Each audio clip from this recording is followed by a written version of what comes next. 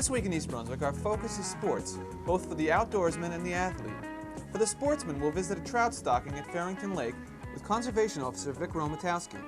For local athletics fans, John Meggiolaro will talk sports with Sentinel columnist Jimmy Allinder, taking a closer look at some of East Brunswick High School's spring successes. This week, our regular features will include health facts and a look at new medication for arthritis with Ken Shalhoub, a Kids Comments book review from Billie Cohen, tips on buying a watch from consumer advocate Adrian Eisner, and to end, our Township Council review. First, here's a look at what's coming up next week on Channel 8. Monday morning at 10, Look Great, Feel Great with Lenore Kulik features all aerobics, followed at 10:30 by Target with Paul Durant. This week, continuing a discussion on living with cancer with Township Administrator David Weil. On Let's Talk Health, Tuesday evening at 7:30, Ken Shalhoub looks at the world of health maintenance organizations with Healthways representatives John Marsicano and Angelo D'Ascoli.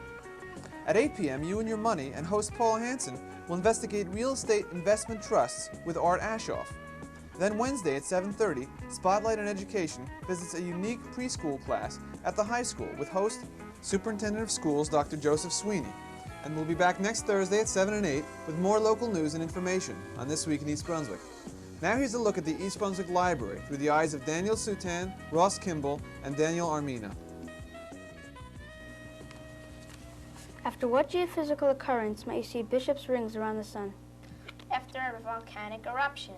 Right. That's my last wedge. How can you keep getting all the right answers? I go to the East Brunswick Public Library. Come with me and I'll show you around. Wow, there's so much to do and so much to learn. Yeah, they have loads of books, magazines, puppets, computers, computer software, VCR tapes, film strips, tapes, records, and special programs for kids. I never dreamed the library could offer so much. I think I should come here more often, and I think I will. Do you want to go to the library tomorrow? Let's see, I'll make time. Library hours are Monday through Thursday, 9 to 9, Friday, 9 to 5, Saturday, 10 to 5, and Sunday, 1 to 5, and are closed summer Sundays. If your husband's a little late getting home from work in the afternoon, or he disappears and doesn't show up at all during the day, or your neighbor's grass is getting a little long and you don't know why, he's probably down here at Farrington Lake. You see, it's the beginning of trout season down here. The state of New Jersey stocks trout here at Farrington Lake and in other lakes throughout the state, and they raise their fish at the Peak West Hatchery up in Oxford, New Jersey. The fish are kept at the hatchery for 15 to 18 months. After that period of time, they're brought down and released into lakes like this. Farrington Lake, which borders part of East Brunswick, is one of the few lakes in the state where you can fish immediately upon release of the fish. The Peak West Trout Hatchery, that is up outside of Oxford, is just a short distance from the old Hackensack Hatchery. It will be open for public tours next year. It is not, however, open at the present time. The hatchery this year will produce some 565,000 trout. That's right from eggs to the time that the fish are actually released here in the lake. The hatchery personnel will be by with trucks. We try to do it on a weekly basis, not on the same days. And we are scheduled now for this stocking plus one more. There might be a fall stocking if the drought continues, as it has recently. The northern streams, several of them have been closed to fishing due to the low water. Those fish that were scheduled to be released up there are being released down here. Subsequently, we're ending up with larger numbers of fish and larger fish. When you do come down, like I said before, enjoy yourself. Have a good, safe day. Keep the place clean while you're leaving it. While you're fishing down here at the lake or in any other waters in New Jersey, you're required to have a valid New Jersey fishing license. That license has to be displayed on your outside clothing somewhere, preferably pinned on the front of your body. as I said before, that has to be displayed in all New Jersey waters, not just trout-stocked waters. That's local ponds, lakes, or what have you. It is a violation if you do not have the license pinned on the outside of your clothing, and it also is a violation if you do not have the license in your possession. You will be cited, and you will be taken to court. Just obey the law, enjoy yourself. For an upcoming edition of Sports Talk, host John Meggiolaro and Sentinel columnist Jimmy Allinder discussed East Brunswick High School's spring sports program. Here are selected segments from that interview, which can be seen in its entirety during the week of May 19th. Jim, we're going to talk about the spring sports, and quite honestly, it's been a banner year up to this point for East Brunswick High School. Oh, it has. I was talking to Charlie King just the other day, and he tells me that they've already pretty much wrapped up their 10th J. Doyle Trophy. Wow. The J. Doyle Trophy is emblematic of the top Middlesex County Athletic Conference team. It's on a basis of points for each sport, and they've already wrapped it up. This is going to be the last time that the Doyle Trophy is available, but they've done it, and that pretty much tells you what a year it's been for East Brunswick. Jim, you followed East Brunswick as I have over the years. Would you say overall this was their best high school athletic season? That's really hard to say, John. I will tell you that I do cover East Brunswick a lot closer now with another sports writer. We divide the duties up. I take 3 teams, he takes 3 teams. Before I used to handle about 6 teams, and having that closer look at East Brunswick, I'm just so impressed with the caliber of the teams, their winning record. It's very difficult to achieve in high school sports to even do well in one sport, but to do well in a number of sports in one season, year after year, I think it speaks well of the athletic program over there. It's in the right direction, there's no doubt. Okay, Jim, let's jump into spring, and we'll start off with boys tennis. They've had one of the best teams in the state last year, and from what I've read, they may be the best team in the state this year. There are so many good individuals in the state, and there are so many good teams. But I have to tend to agree with you. We're going to have to wait until the team competition for state tournament play begins to determine whether East Brunswick is in fact the best team.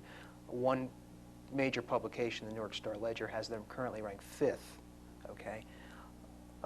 There's no doubt that in the Middlesex County Athletic Conference, they are the best team. They've already faced St. Joseph, which is the chief nemesis. They won 3-2. Right. We can talk a little bit about that in a second, but because I want to talk about Jason Gold, the #1 singles player. But they've beaten them already, and that appeared to be their #1 challenger. After that, it's nothing but 5-0 matches. So I do think that they're going to have the opportunity to prove whether they're good. They're the best team in New Jersey this year. Didn't they lose in the finals last year? Yes, they did. Finals, And Bill basically has the same team back, and it's a lot of newcomers. A lot of newcomers this year. Okay. All right, we start with Jason Gold, the #1 singles player. It's probably fair enough to say he's in the top 10 in the state as an individual, and this kid is just a sophomore. I did a article on Jason, which appeared recently. Got to talk to this fella, and he's quite an individual. He has a reputation for being rather emotional, and I think probably that's attributable to the pressure that's on the court. What really makes East Brunswick a quality team are the other players. Okay, Dave Weisberg, #2 singles. Michael Kane is the #3 singles, and then the doubles teams are the ones that actually enabled them to beat St. Joseph. And Bill Pellegrino has been utilizing a number of teams off and on, but you got John Seifert and Rob Diello at first doubles. Todd Zimmerman and Orrin Atlas have been in another doubles team. And then you have Brian Katz and Mike Earls, and then using combinations of those individuals. Yeah, Bill does a nice job. Oh, he is. He's matching and. Yeah, he's really solid. 17 years at the job. Is that long? Yeah. And he incidentally made the remark that Gold is by far the best player that he has seen technically at East Brunswick in his 17 years.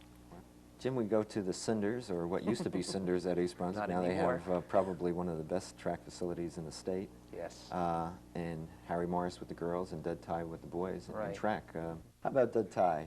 One of Yeah. the nicest guys you'll ever meet, and a super coach. Yeah, you know, he's been the only track coach at Yes. East Brunswick. I That's think hard to that's believe. 21 years. Probably Something around then? more than that, maybe closer Oh, to really? 23. Okay, but, I don't remember. Yeah, okay. I don't want to age Dud, but you're right, yeah. But he's been the only track coach at East Brunswick, and you know, his record. I had an article. I should have recalled the figure, but he did tell me what his dual meet record was Yeah. career-wise, and I think it's like 189 and 40. Yeah. Something, you know, some outrageous number. Yeah, like an 85% Yeah. plus win So, you ratio know, or whatever. just tremendous. But again, it's attracting the quality Yes. athletes. And I think what's really interesting about East Brunswick, if you look at their track team, you'll see it is dotted with athletes who excel in the other sports. Yeah. They may use it as a training ground. Mhm. I think immediately of Glenn Pazinko, who we all know. Of course, he's finishing up his career at East Brunswick, but he was a fine football and basketball Yeah. player. I'll tell you, let me just interject. Sure. Doug Ty, and he'll admit this, has never been bashful about going around the hall and saying, Yes. hey, come out for track, you need to run for football, or come out for track because you need to run for wrestling or Sure. basketball. And in a way, it's paid off. It has. You know, the Glenn Pazinkos and fellas like that who come out obviously help the team, gain a great deal of experience, and Sure. and learn a Yes. sport that they may appreciate somewhere else down It the road. could be. They have some fine individuals, if I can just mention Sure. a few of them. Okay, Please. you have Jason Skirby, okay, Mhm. who has been doing very well in the sprints and hurdles, and I think the top middle distance person has been Manny Alvarez. Okay. Okay, you have Matt Katina, the shot putter, who is close to one of the best shot Yeah. putters in the Yes, he is. county. Okay, Right. he's already thrown over 50 feet. And then you have Bob Halpin, who's been a good javelin thrower. Mhm. So those are just a few of the individuals Yeah. who have been performing well. And East Brunswick boys team won the county relay title. Yeah. It'd be interesting to see how they do in the individual title meets. Mhm. And then when you get into the sectional and state competition. Sports Talk's Spring Sports Review will be cablecast first, Tuesday, May 21st. Now here's Ken Shalhoub.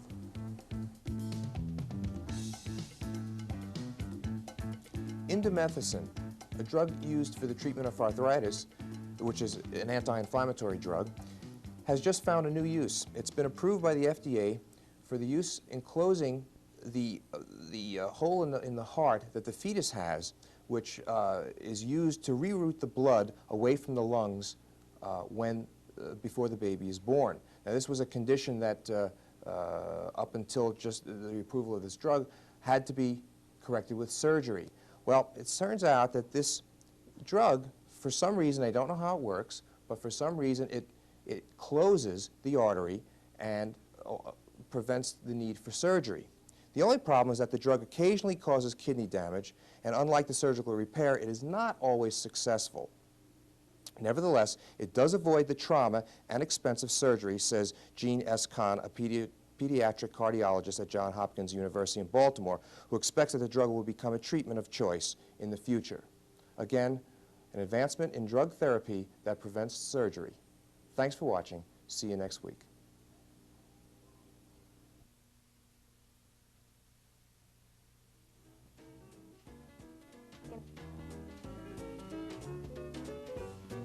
The Hoboken Chicken Emergency by D. Manus Pinkwater. This book was reviewed by Amy Backenheimer.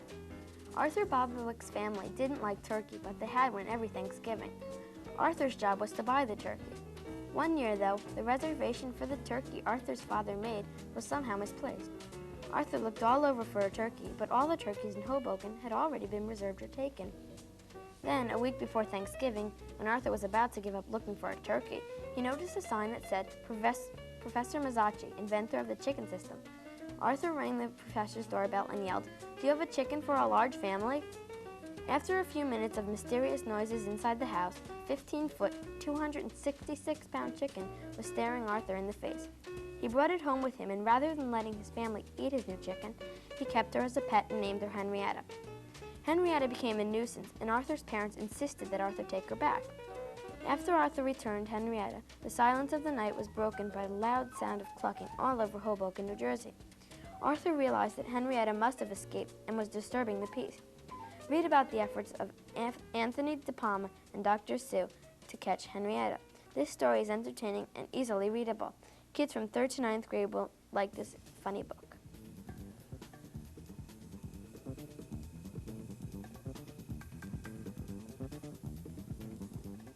Hello, and welcome to Consumer Aware. I'm Adrienne Eisner of the East Brunswick Consumer Affairs Office.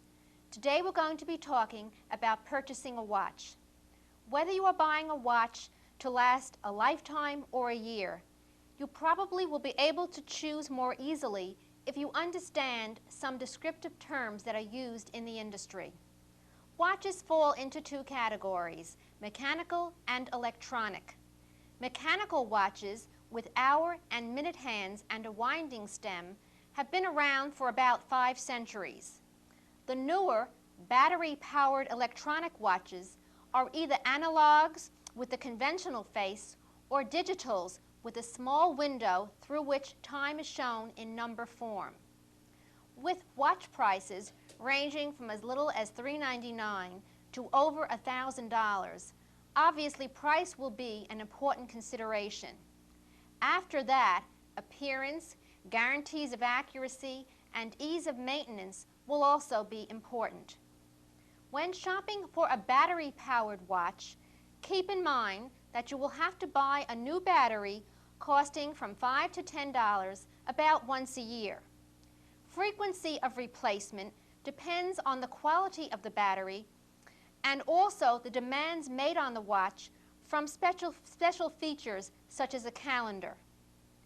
When your watch needs repair, consider the cost of repairs against the value of the watch and the price of purchasing a new one. Mechanical watches can usually be repaired locally, but electronic watches, in most cases, must be returned to the manufacturer for repairs. If a watch costs $15 or more and comes with a warranty, federal law requires that the written warranty be made available to you. When shopping for a watch, you may want to compare warranties as you compare prices. Here are some questions to keep in mind when comparing watch warranties.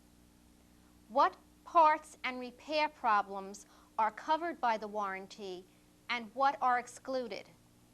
Who pays shipping costs if the watch must be returned for repairs to the company? How long does the warranty last? Where can you get the watch repaired?